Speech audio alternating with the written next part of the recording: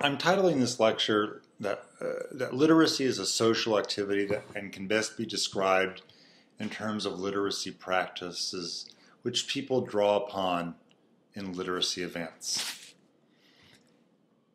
Literacy is primarily something people do. It's an activity located in the space between thought and text. Literacy doesn't just reside in people's heads as a set of skills to be learned, and it doesn't just reside on paper or on a screen, any kind of digital text that's captured as text to be analyzed. Like all human activity, literacy is essentially social, and it's located in the interaction between people. So the approach to literacy, or understanding literacy, means understanding it, it's integral to its context, is what David Barton refers to as an ecology of written language. Literacy must be situated socially. So the starting point in that approach is the assertion that literacy is a social practice. So the notion of literacy practices offers a powerful way of conceptualizing the link between the activities of reading and writing and the social structures in which they are embedded and which they help shape. When we talk about practices, then, this isn't just the superficial choice of a word, but the possibilities that this perspective offers for new theoretical understandings about literacy. So this understanding has emerged from what has become known or referred to as new literacy studies, as you know, which represents this new tradition in considering the nature of literacy, focusing not so much on acquisition of skills as in dominant approaches, but rather on what it means to think of literacy as a social practice. So this entails the recognition of multiple literacies, varying according to space and time, but also contested in relations of power. So new literacy studies then takes nothing for granted with respect to literacy and the social practices with which it becomes associated. It problematizes what counts as literacy at any time and place, and asking whose literacies are dominant and whose are marginalized or resistant.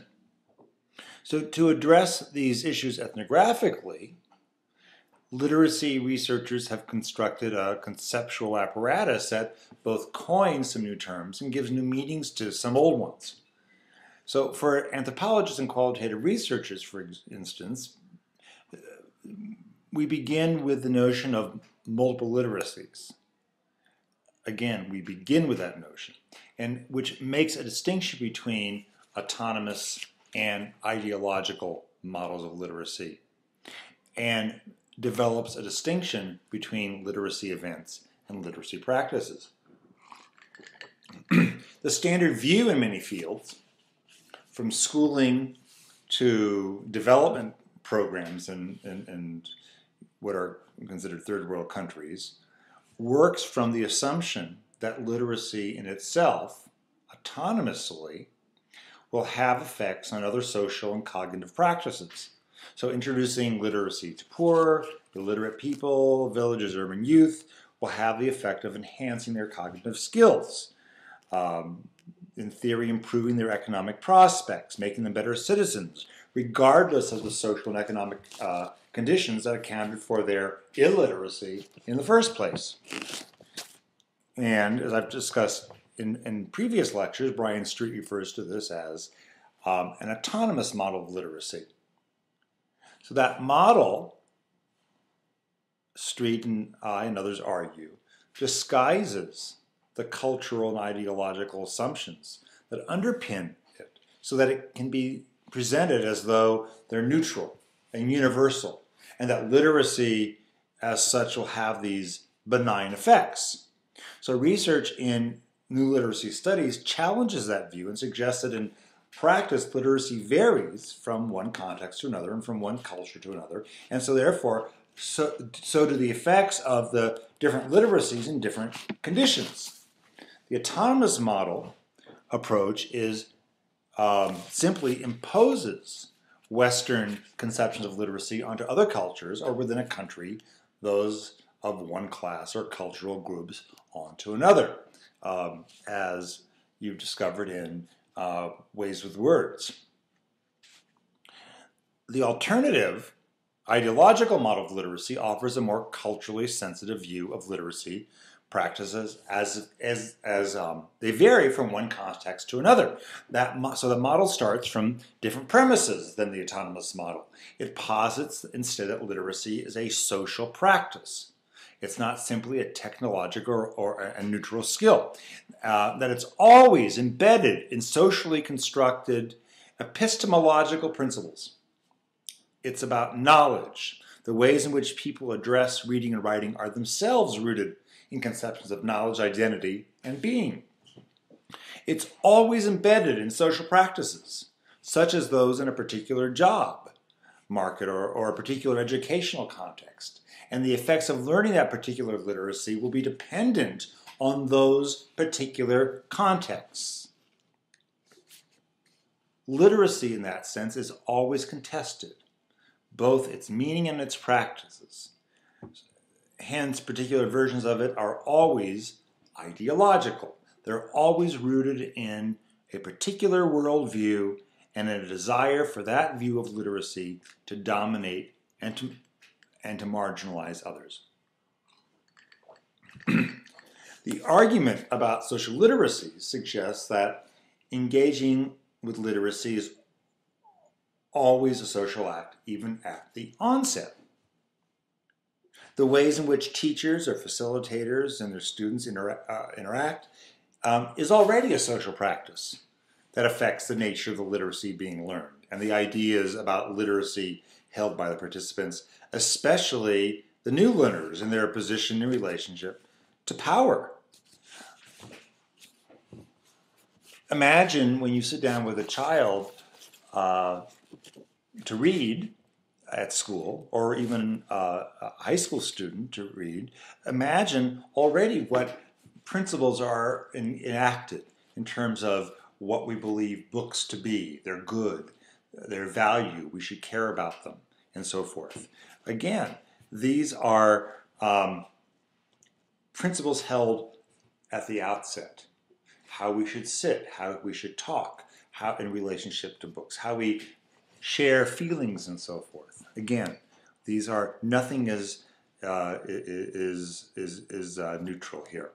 So it's not valid to suggest that literacy can be given neutrally, and that its quote social effects only experience afterwards.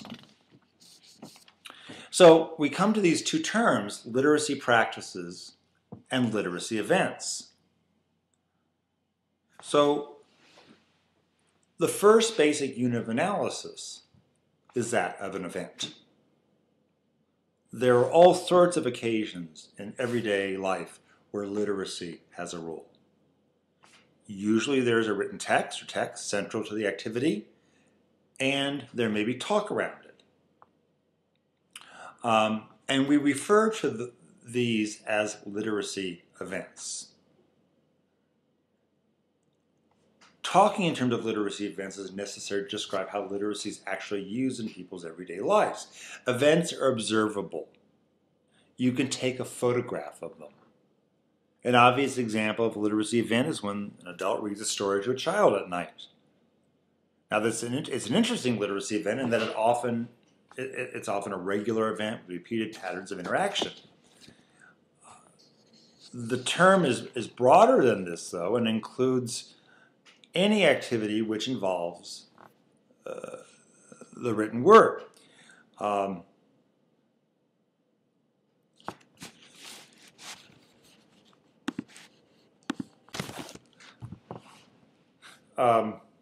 For some events, especially within education, the explicit purpose is learning. But for most literacy events, that's not so. In people's everyday lives, they can be involved in a wide range of literacy events and very quickly. One can, for example, check one's email, discuss the contents of a newspaper, with a family or friend. Organize a shopping list, send a text message, take a telephone message for someone who doesn't have a phone, pay some bills. A variety of different literacy events can occur in actually a very brief period of time. As most of you discovered when you kept your literacy diary. That notion of literacy event has its roots in the sociolinguistic idea of speech events, and Shirley Heath, in Ways with Words, refers to literacy events as being when talk revolves around a piece of text. Elsewhere, she defines literacy events as communicative situations where literacy has an integral role. That's important in demonstrating that literacy has a role in so many communicative events. So in bringing up children at home and in teaching them at school, there are often regularly repeated events involving the written word. And it's useful to focus on these literacy events in order to determine more about how children learn to read and write. The point here is that in order to understand literacy, it's important to examine particular events where reading and writing are used. Focusing on the particular event is an integral part of an ecological approach. This is different from other approaches which place an emphasis on broad generalizations. An ecological approach to literacy is very cautious about broad generalizations, often associated with reading and writing. It starts out from a belief that it's necessary to first understand something within a particular situation before looking to generalities. This approach suggests certain research methodologies, such as ethnography, and rests on a particular theory of what knowledge is. Literacy is not simply variable. Now, while an event takes place in time and place and is an observable phenomena, the second term, which is useful, is that of literacy practices, a term that's an abstraction. What does that mean, literacy practices? There are common patterns, underlying, regulated, and culturally specific ways of using reading and writing that are not visible, that are not photographable. Literacy practices are shaped by sociocultural practices and their institutional locations. People bring their cultural knowledge to an activity. It's useful to refer to these ways of using literacy as literacy practices. Literacy practices are the general cultural ways of utilizing written language which people draw upon in their lives. In the simplest sense, literacy practices are what people do with literacy. But as I suggested earlier, they're not observable units of behavior since they involve values and attitudes and feelings and social relationships. This includes people's awareness of literacy, constructions of literacy, and discourses of literacy, how people talk and make sense of literacy. These are processes internal to the individual. At the same time, practices are the social processes which connect people with one another. And they include shared cognitions represented in ideologies and social identities. And in fact, we could say that shared cognitions, shared social identities, becomes understood in some ways as culture. But practices are shaped by social rules which regulate the use and distribution of texts, prescribing who may produce and have access to them. They straddle the distinction between individual and social worlds, and literacy practices are more usefully understood as existing in the relationships between people, within groups and communities, rather than a set of properties residing in individuals. So to avoid confusing, it's worth emphasizing that this usage is different than from situations like in school where the word practice is used to mean learning to do something by repetition. Instead, a way of thinking about it is to start from more general notions of social practices and to view literacy practices as being the social practices associated with a written word. And that can help you see how social institutions and the power relations they support structure our uses of written language. So investigating literacy as a practice involves investigating literacy as concrete human activity, not just what people do with literacy, but also what they make of what they do, the values they place on it, and the ideologies, as I've said, that surrounded it. So together, events and practices are the two basic units of analysis of the social activity of literacy. Literacy events are the particular activities where literacy has a role. They may be repeated, regular activities. Literacy practices, again, are the general cultural ways of utilizing literacy which people draw upon in a literacy event.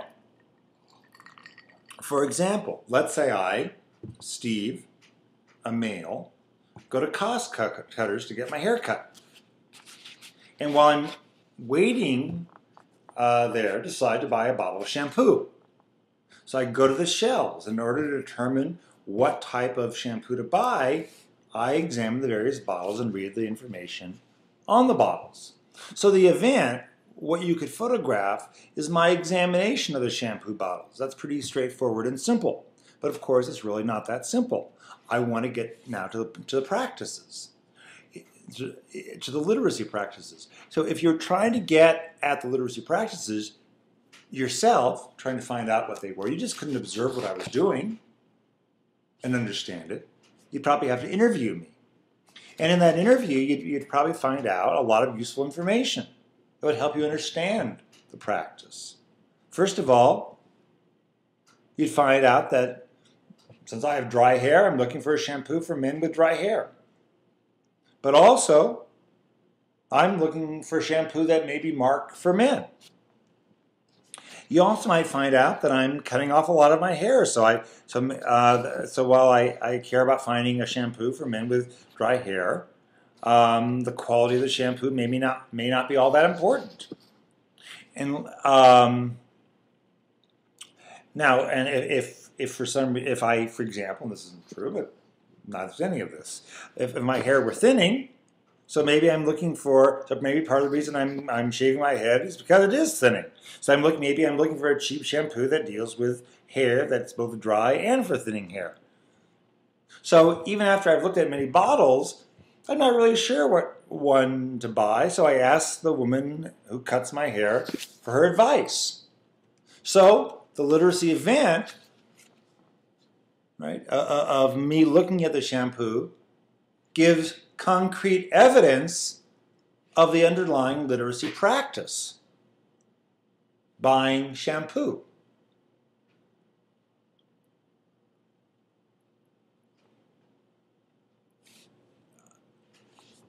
Now, let's take this just a little bit further, because reading the shampoo bottle involves cultural norms that, in this case, involve perhaps looking good for others.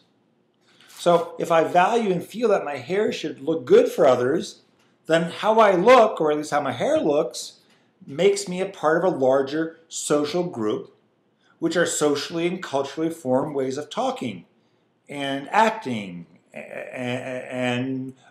with and toward people and things. These ways are circulated and sustained within various texts. The books when you go get your hair cut, for example, you see how people are supposed to look.